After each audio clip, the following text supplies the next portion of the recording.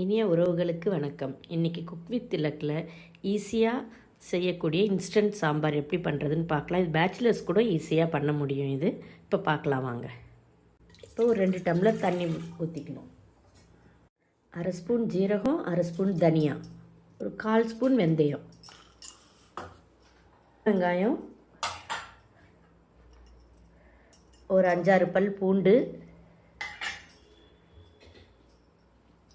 4 பச்சை மிளகா, வெட்டி வச்ச 4 தக்காளி மீடியம் சைஸ், ஒரு 1/2 ஸ்பூன் மஞ்சள் பொடி. குக்கர் மூடியை போட்டு ஒரு 3 விசில் விட்டுட்டு அதுக்கப்புறமா என்ன பண்ணுறதுன்றதை பார்க்கலாம் வாங்க. ஸ்டீம் ரிலீஸ் ஆகிடுச்சு. இப்போ எப்படி வெந்திருக்குன்னு பார்க்கலாம் வாங்க. இது மாதிரி வெந்திருக்கணும். இதை பிளெண்ட் பண்ணி எடுத்துக்கணும். இதை பிளெண்ட் பண்ணிவிட்டு நான் காட்டுறேன். பிளெண்டர் இருந்தால் பிளெண்ட் பண்ணுங்க, இல்லைன்னா கடைஞ்சிக்கலாம் மத்து வச்சு. பண்ணது அந்த பாத்திரத்தோடைய கூட வச்சுக்கலாம். அதை அப்படியே வச்சுக்கிட்டு வேற ஒரு கடாய் வச்சு தாளித்து அதில் கொட்டிக்கலாம். 1/2 ஸ்பூன் எண்ணெய் விட்டுக்கோங்க.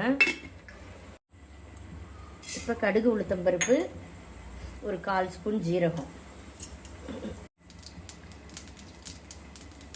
இப்போ பெருங்காயம் கொஞ்சோண்டு போட்டுக்கணும். பெருங்காயத்துக்கு ரொம்ப எண்ணெய் காயக்கூடாது, அதுக்கு முன்னாடியே கொஞ்சம் போட்டுக்கணும். இப்போ வரமிளகா சேர்த்துக்கலாம். ஒரு 3 வரமிளகா, கொஞ்சம் கருவேப்பிலை. இப்போ இதில் சேர்த்துக்க வேண்டியதுதான். இப்போ இதுக்கு தேவையான அளவு உப்பு போட்டுக்கலாம். இப்போ இது ஒரு கொதி வரணும்.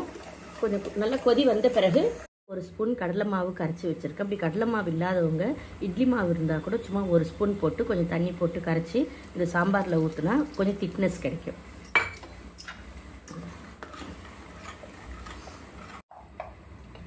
அது ஊற்றிட்டு இப்போ அந்த பச்சை வாடை போகிற வரைக்கும் ஒரு கொதி வரணும்.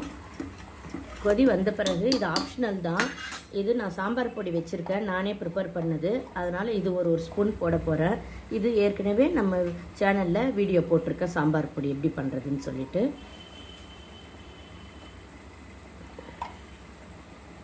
ஒரு ஸ்பூன் சாம்பார் பொடி போட்டுக்கிட்டு கொத்தமல்லி இலை போட்டு இறக்கிட வேண்டியது தான். இப்போ ஈஸி இன்ஸ்டன்ட் சாம்பார் ரெடி ஆயிடுச்சு. சாப்பிட்லாமா?